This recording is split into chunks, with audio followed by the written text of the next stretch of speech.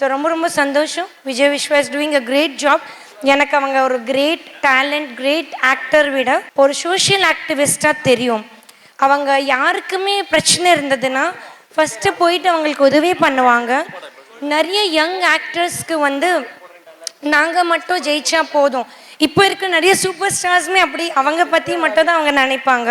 ஆனால் விஜய் விஸ்வா வந்து ரொம்பவே பியூட்டிஃபுல்லான ஒரு பர்சனாலிட்டி.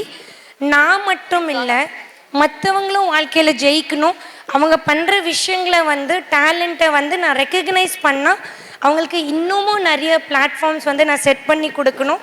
ஸோ உங்களுக்கு வாழ்த்துக்கள்.